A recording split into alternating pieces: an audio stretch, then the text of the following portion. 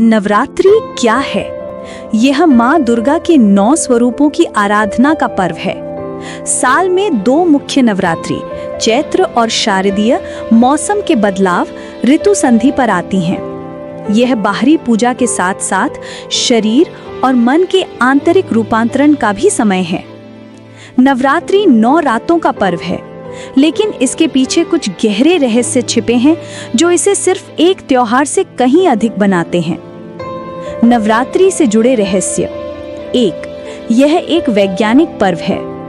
नवरात्रि साल के 2 ऐसे समय पर आती है जब मौसम बदलता है। इस दौरान शरीर की रोग प्रतिरोधक क्षमता यानी इम्यूनिटी सबसे कमजोर होती है।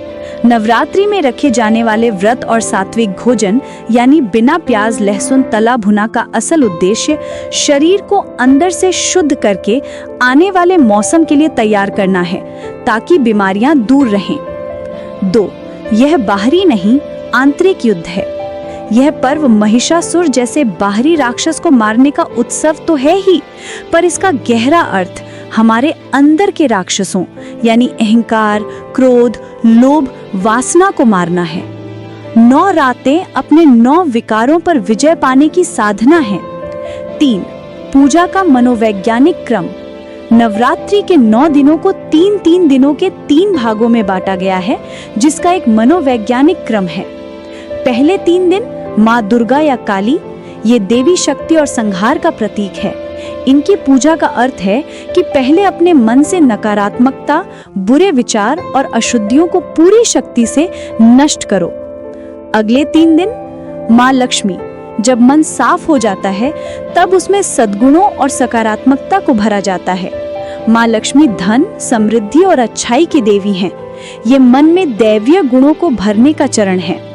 अंतिम 3 दिन माँ सरस्वती, जब मन शुद्ध होकर सद्गुणों से भर जाता है तभी ज्ञान और आत्मबोध की प्राप्ति होती है। माँ सरस्वती ज्ञान की देवी हैं। ये परम ज्ञान को प्राप्त करने का अंतिम चरण है। घट स्थापना ब्रह्मांड का प्रतीक है। घट स्थापना केवल एक रिचुअल नहीं है। मिट्टी का कलश ब्रह्मांड का, उसमें भरा जल जीवन का और उस पर रखा नारियल दिव्य चेतना शिव का प्रतीक है।